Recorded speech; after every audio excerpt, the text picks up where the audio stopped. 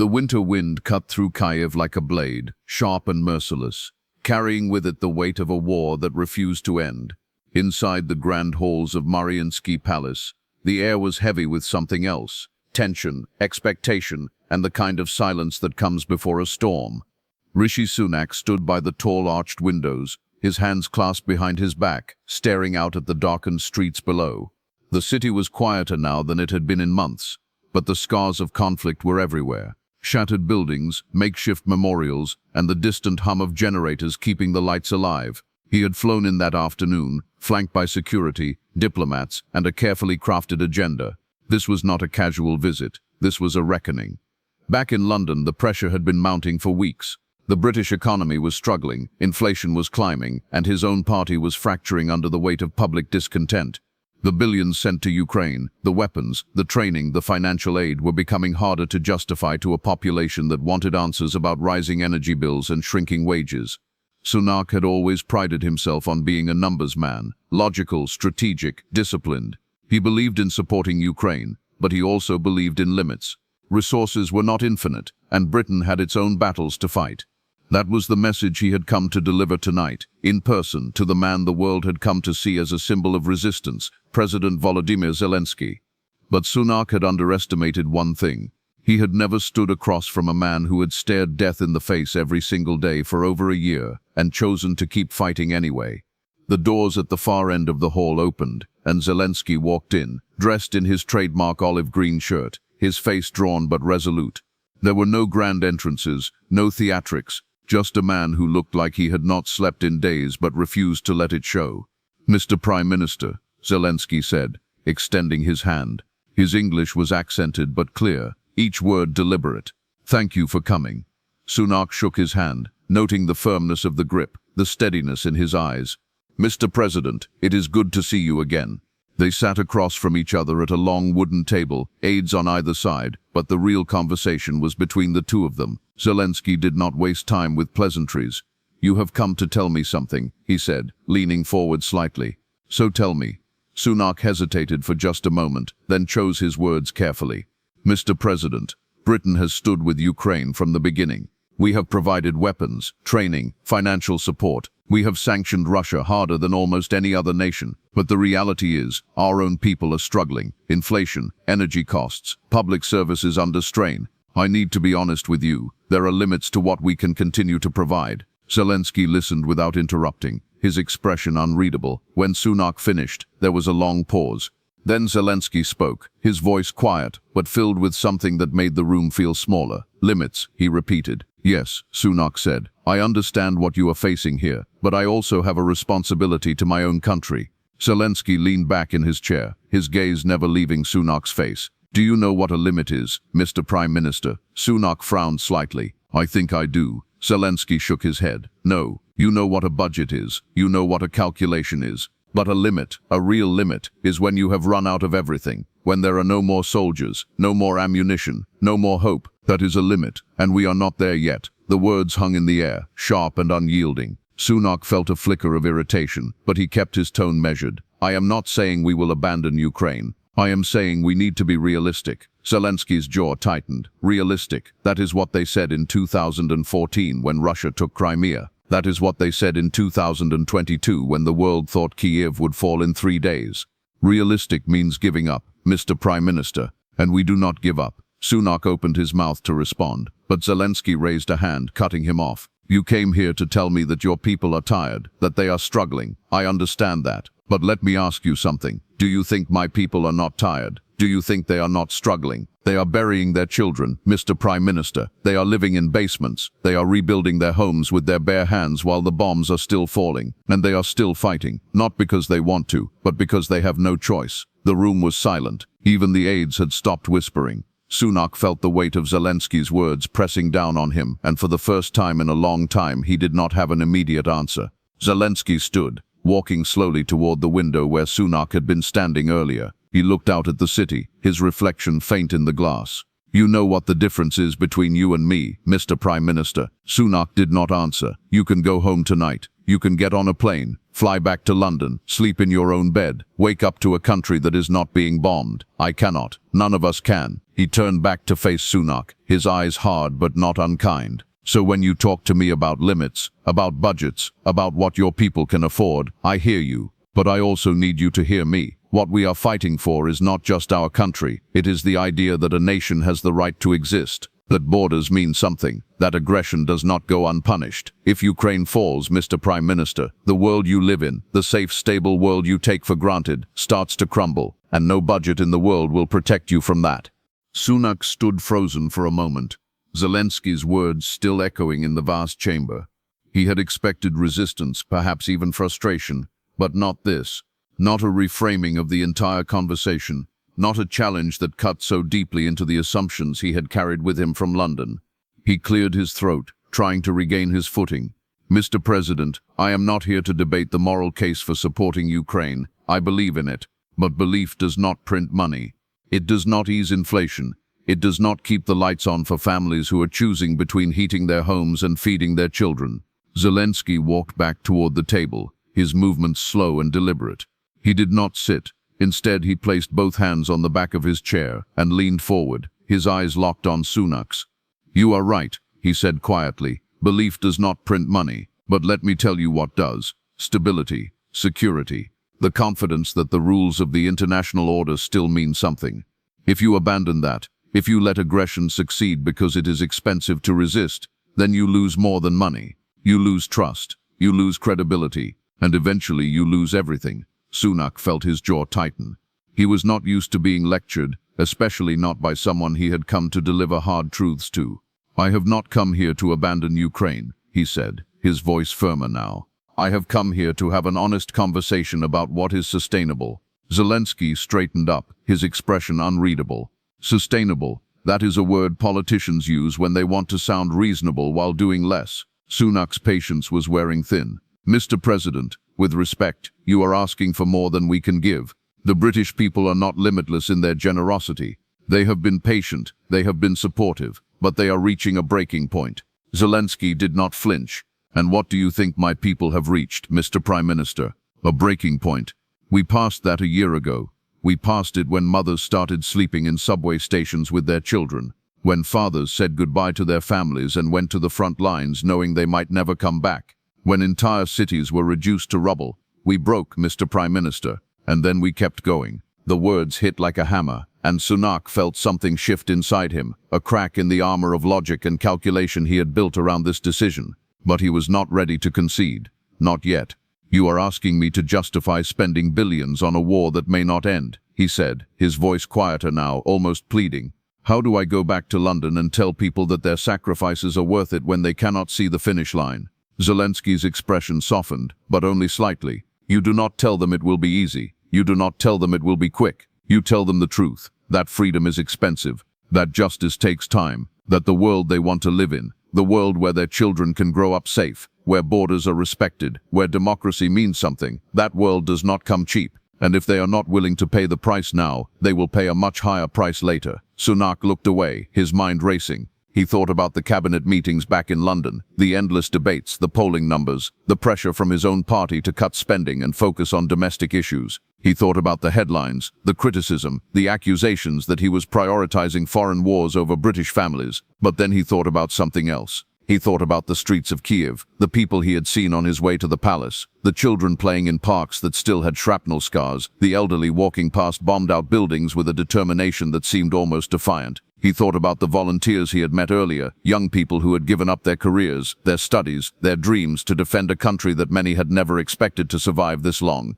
And for the first time since this conversation began, he felt a flicker of doubt, not about the economics, not about the politics, but about the narrative he had constructed in his own mind. The narrative that said this was someone else's problem, that Britain had done enough, that the world would understand if they pulled back. Zelenskyy sat down now, his hands folded on the table, his voice calm but unyielding. I know what you are thinking, Mr. Prime Minister. You are thinking that this is not your war, that it is not Britain's responsibility to solve every crisis in the world, and you are right. It is not. But this is not just any crisis. This is a test of whether the world will stand up to aggression or let it succeed, a test of whether promises mean anything, a test of whether the values you claim to believe in, democracy, sovereignty, human rights, are worth defending when it costs you something. Sunak met his gaze, and for a moment, the room was silent again. You want me to make a choice, Sunak said slowly. Zelenskyy nodded. Yes, a choice between what is easy and what is right, between what is popular and what is necessary, between protecting your political career and protecting the principles that made your country great. Sunak felt the weight of those words settle over him like a heavy coat. He had made difficult decisions before, cuts to public spending, controversial reforms, policies that had cost him politically. But this felt different. This felt bigger, because Zelenskyy was not asking for a favor. He was asking for a stand, a commitment, a declaration that Britain, that Sunak himself, believed in something more than balance sheets and approval ratings. And if I say no, Sunak asked, his voice barely above a whisper, then you say no, Zelenskyy replied, and you go home. And maybe your people thank you for it. Maybe your party celebrates. Maybe the polls go up. But one day, Mr. Prime Minister, you will wake up and realize that the world you helped create by doing nothing is not the world you wanted to live in. And by then, it will be too late to change it. The silence that followed was deafening. Sunak stared at the man across from him, this former comedian turned wartime leader, and realized something he had not fully understood before. Zelenskyy was not just fighting for Ukraine. He was fighting for a version of the world that still believed in justice, in accountability, in the idea that might does not make right. And he was asking Sunak to join him, not with words, not with empty promises, but with action. Zelenskyy stood and walked toward a side door that Sunak had not noticed before. Come with me, he said. There is something I want to show you. Sunak hesitated, then rose from his chair. The aides exchanged uncertain glances, but Zelenskyy waved them off. Just us, he said. Sunak followed him through a narrow corridor, down a flight of stairs, and into a small windowless room. The walls were lined with maps, satellite images, and photographs. In the center was a desk with a laptop, its screen glowing faintly in the dim light. Zelenskyy gestured for Sunak to sit. This is where I work most nights, he said. When the air raid sirens go off, when the power goes out, when I cannot sleep because I am thinking about the soldiers dying on the front lines. This is where I come.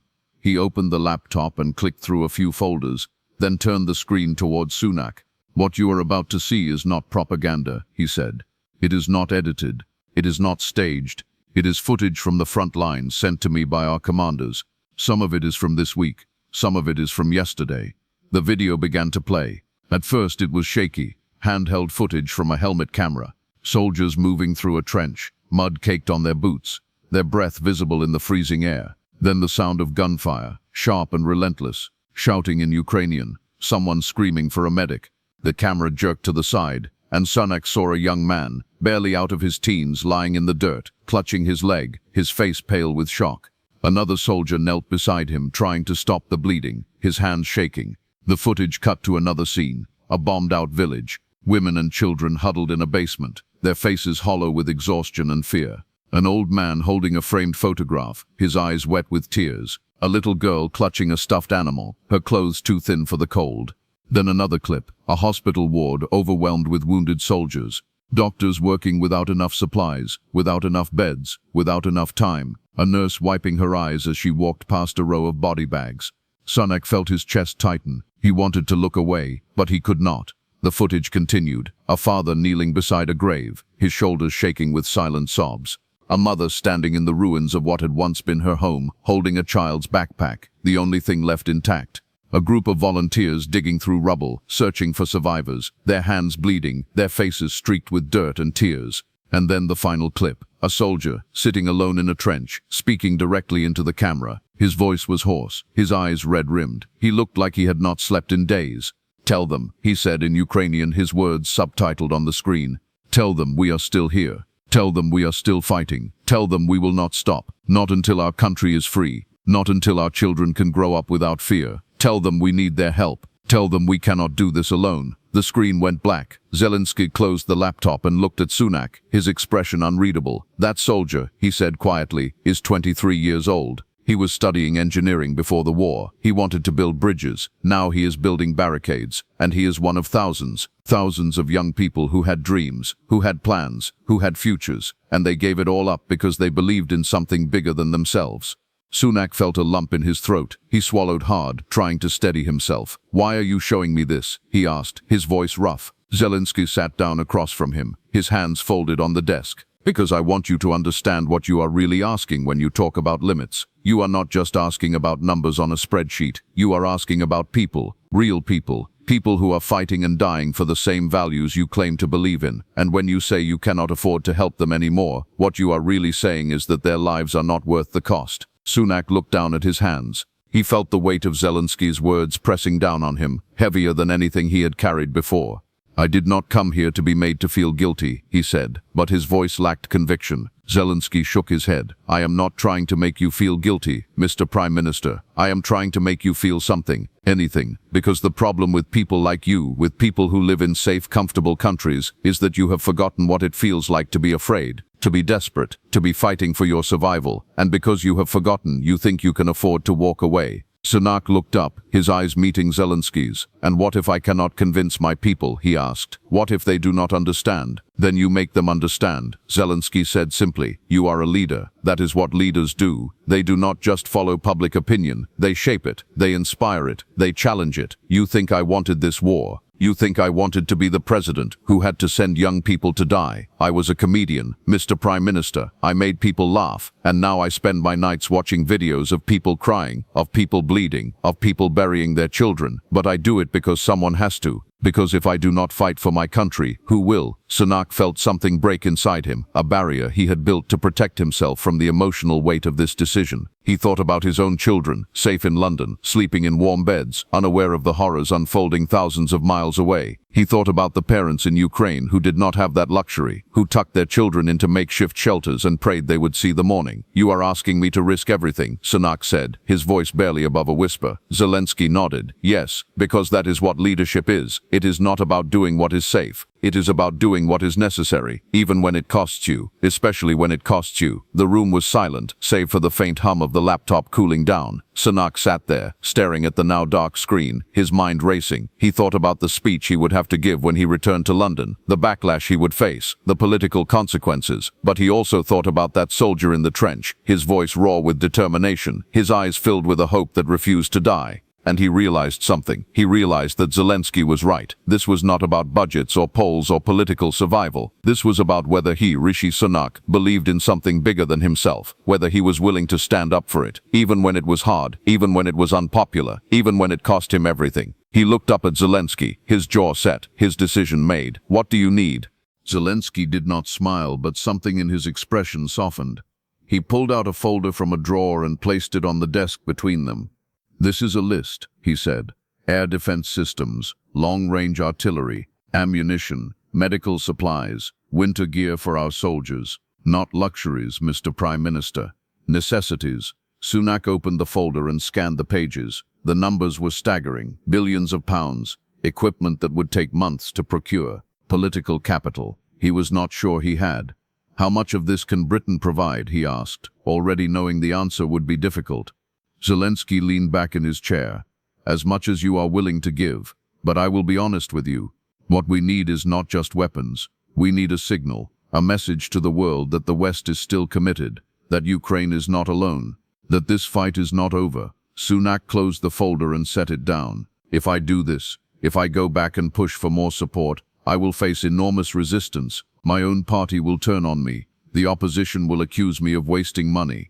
The media will tear me apart." Zelenskyy nodded slowly. "Yes, they will. And that is the price of leadership. You will be criticized. You will be attacked. You may even lose your position. But you will also be on the right side of history. And that, Mr. Prime Minister, is worth more than any poll numbers or party approval." Sunak rubbed his face with both hands, feeling the exhaustion of the day settling into his bones. He thought about the weight of this decision, the personal cost, the political fallout. But he also thought about the video he had just watched, the soldier in the trench, the mother in the ruins, the child in the basement, and he realized that if he walked away now, if he chose the easy path, he would never be able to look at himself in the mirror again.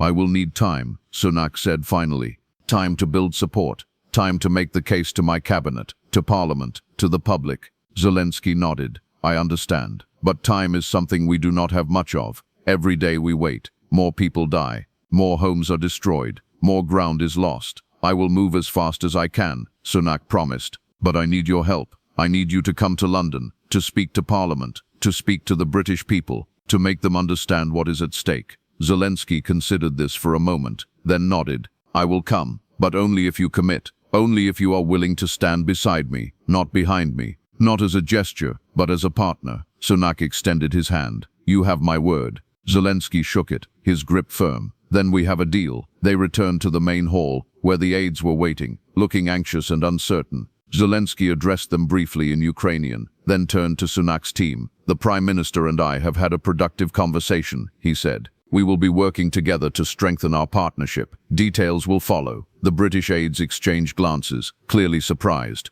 Sunak gave a small nod, confirming Zelenskyy's words. Later that night, as Sunak prepared to leave, Zelenskyy walked him to the door. Before you go, he said, I want to give you something. He reached into his pocket and pulled out a small, worn photograph. It showed a young boy, maybe 8 or 9, smiling at the camera, holding a soccer ball. This is Andriy, Zelenskyy said. He lived in Mariupol. He wanted to be a professional footballer. He died in the siege, along with his mother and his little sister. I carry this with me to remind myself why we are fighting. Not for territory, not for politics, for people like Andriy, for the future he will never have. Sunak took the photograph, his hands trembling slightly. I will keep this, he said quietly, and I will remember. Zelenskyy placed a hand on his shoulder. Good, because when the doubts come, and they will come, I want you to look at that picture and ask yourself if you did everything you could. If you can say yes, then you will have nothing to regret. Sunak nodded, unable to speak. He slipped the photograph into his jacket pocket, feeling its weight against his chest. The flight back to London was quiet.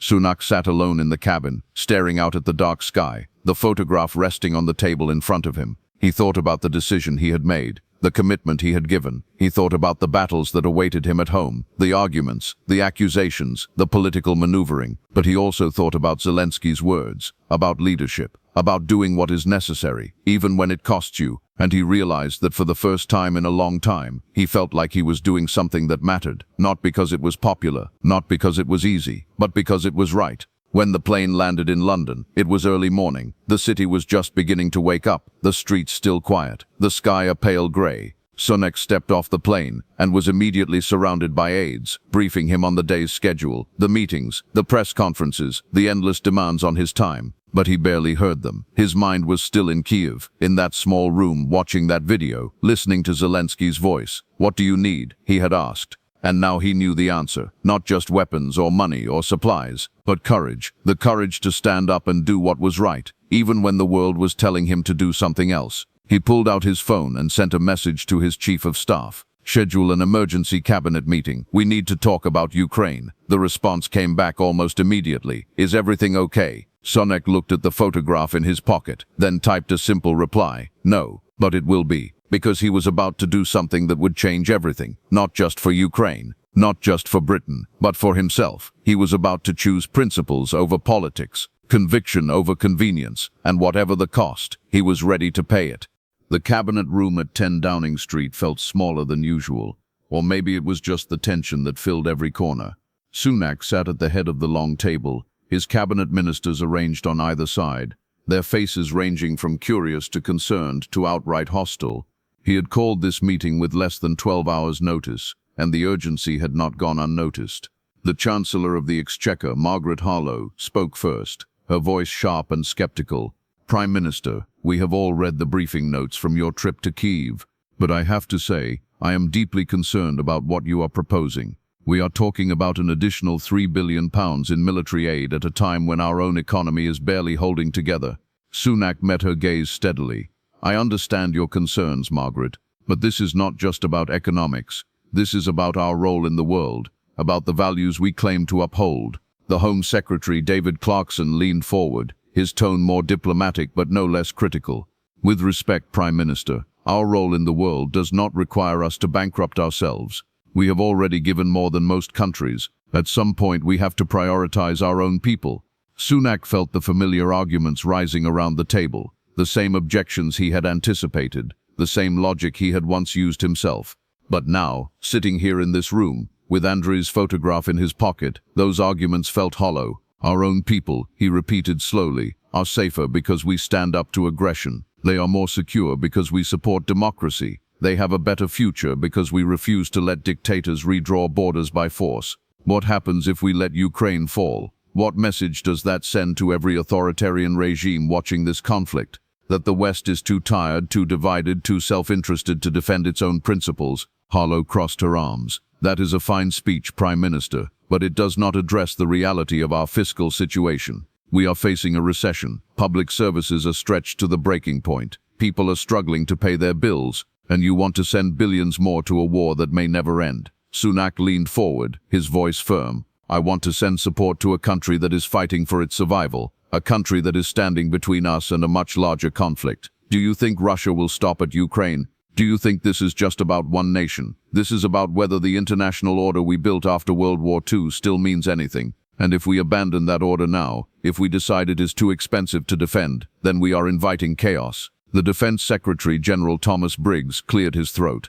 He was one of the few in the room who had served in combat, and his perspective carried weight. Prime Minister, I agree with your assessment of the strategic importance of Ukraine. But I also have to be realistic about our capabilities. Our own military is stretched thin. Our stockpiles are depleted. If we commit more resources to Ukraine, we risk leaving ourselves vulnerable. Sunak nodded. I have spoken with our military planners. We can replenish our stockpiles. We can increase production. But we cannot do any of that if we convince ourselves that we cannot afford to act. The truth is, we cannot afford not to act. Because if Ukraine falls, the cost will be far greater than £3 billion. It will be measured in instability, in conflict, in a world where aggression is rewarded and democracy is seen as weak. Clarkson shook his head. You are asking us to take a massive political risk. The polls are already turning against us. The opposition is gaining ground. If we push this through, we could lose the next election. Sunak looked around the table, at the faces of men and women who had spent their careers calculating political risk, weighing public opinion, measuring every decision by its impact on their careers. And he realized that he was done playing that game. Then we lose, he said quietly. But at least we will lose knowing we did the right thing. The room went silent. Harlow stared at him, her expression unreadable. Clarkson exchanged a glance with Briggs. The Foreign Secretary, Eleanor Stratton, who had been quiet until now, finally spoke. Prime Minister, I have to ask, what changed? You have always been cautious about foreign commitments. You have always prioritized fiscal responsibility. What happened in Kyiv that made you so certain about this? Sunak hesitated, then reached into his pocket and pulled out the photograph of Andrei. He placed it on the table, facing the cabinet. This, he said. This is what changed. I met a man who has spent the last year watching his country be torn apart, watching his people die, watching children lose their futures. And he asked me a simple question. What do you need? Not what can you afford, not what is politically convenient. Just, what do you need to keep fighting? And I realized that I had been asking the wrong questions. I had been thinking about what this war would cost us,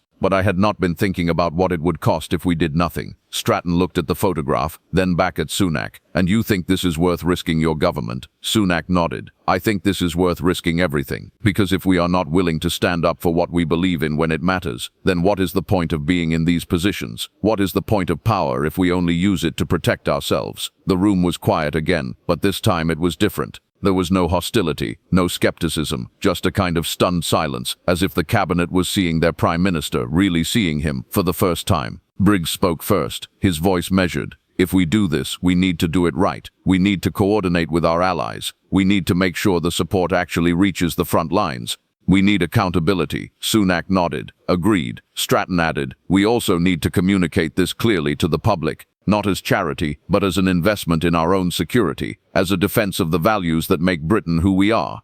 Sunak looked at her. Will you help me make that case? She paused, then nodded. Yes, Prime Minister, I will. One by one, the others around the table began to come around, not because they were convinced by the economics, not because they thought it was politically safe, but because they saw something in Sunak they had not seen before. Conviction, real, unshakable conviction. Harlow was the last to speak, her voice softer now. I still think this is a risk, but if you are committed to this, then I will support you. Sunak let out a breath he had not realized he was holding. Thank you. The meeting adjourned, and as the cabinet filed out, Sunak sat alone at the table, staring at Andrey's photograph. He had won the first battle, but the war, his own political war, was just beginning. 3 weeks later, the House of Commons was packed. Every seat was filled. the gallery overflowing with journalists, diplomats and members of the public who had queued for hours to witness what was being called the most important speech of Rishi Sunak's career. The opposition benches were filled with skeptical faces, arms crossed, ready to pounce on any misstep. His own party was divided, some supportive, others barely concealing their disapproval. And in the gallery, sitting quietly in a simple suit, was Volodymyr Zelenskyy. Sunak stood at the dispatch box, the green leather benches stretching out before him, the weight of history pressing down on his shoulders. He had spent days preparing this speech, but in the end he had thrown away most of it. Because this was not a time for political rhetoric, this was a time for truth. "Mr. Speaker," Sunak began, his voice steady, "I stand before this House today to ask for your support on a matter that goes beyond party politics, beyond economic calculations, beyond the usual debates that fill these chambers. I am asking you to support the people of Ukraine in their fight for survival, and I am asking you to do so, not because it is easy, not because it is popular, but because it is right."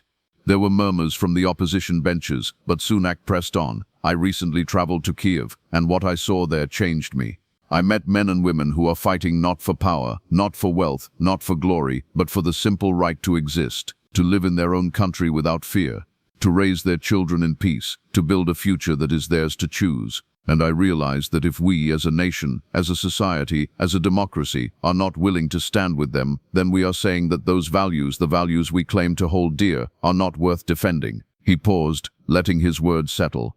"I know there are those in this House who believe we have done enough, who believe that we should focus on our own problems, our own challenges, and I understand that perspective, I truly do. But I also know that the world does not work that way. We cannot isolate ourselves from global conflicts and expect them not to affect us. We cannot ignore aggression and hope it goes away. We cannot abandon our allies and expect them to trust us in the future." The opposition leader, Richard Thornton, stood up. "Will the Prime Minister take an intervention?" Sunak nodded.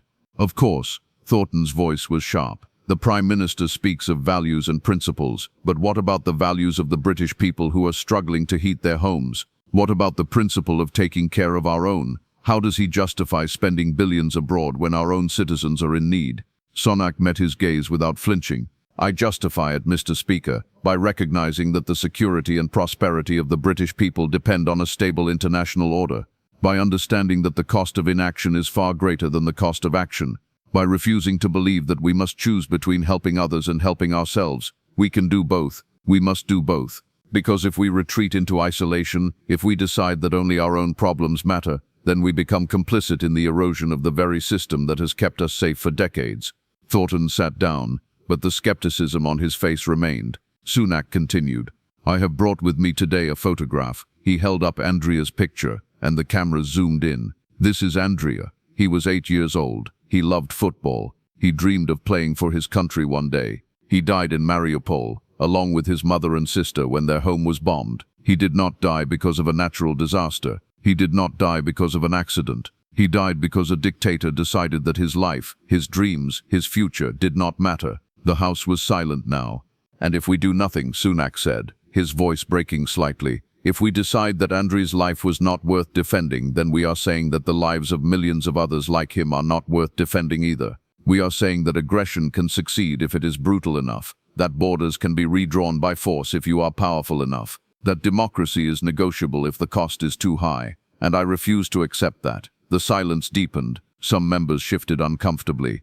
Others leaned forward, listening intently. "I am proposing," Sunak continued, "that this House approve an additional £3 billion in military and humanitarian aid to Ukraine. I am proposing that we work with our allies to ensure that Ukraine has the tools it needs to defend itself. And I am proposing that we send a clear message to the world that Britain stands for something more than self-interest, that we stand for justice, for sovereignty, for the right of every nation to choose its own path." He looked around the chamber, making eye contact with members on both sides. "I know this will not be easy. I know there will be criticism. I know there will be political consequences. But I also know that history will judge us not by the polls we won or the elections we survived, but by the choices we made when it mattered. And this, Mr. Speaker, is one of those moments." He sat down, and for a moment the House was silent. Then slowly members on his own benches began to rise, applauding. It started with a few, then spread, until even some opposition members were on their feet. Not all of them, not even most of them, but enough to matter. Zelenskyy, watching from the gallery, did not applaud. He simply nodded. Once, his eyes meeting Sunak's across the chamber. The vote was called later that evening. It was close, closer than Sunak had hoped, but it passed. The aid package was approved. The support would continue, and Britain had sent its message. That night, Sunak stood in his office at Downing Street, looking out at the darkened streets of London. His chief of staff knocked and entered. "Prime Minister, the polls are in. You have taken a significant hit. Your approval ratings have dropped 10 points. Sunak nodded. "I expected that. The question is, was it worth it?" Sunak turned away from the window. "Yes, it was." The chief of staff paused. "For what it is worth, sir, I think you did the right thing." Sunak smiled faintly. "That is worth a lot." Alone again, he pulled out Andrew's photograph and placed it on his desk, next to a framed picture of his own daughters.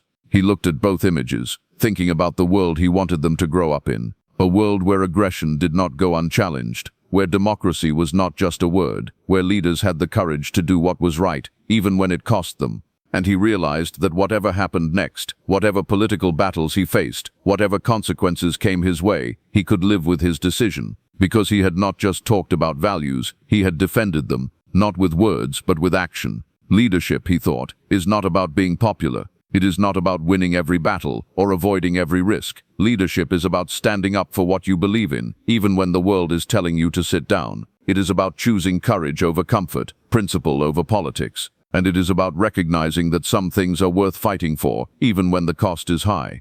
Especially when the cost is high. As he turned off the lights and prepared to leave, he took one last look at the photograph of Andrei. "I did what I could," he whispered, "and that in the end was all that mattered."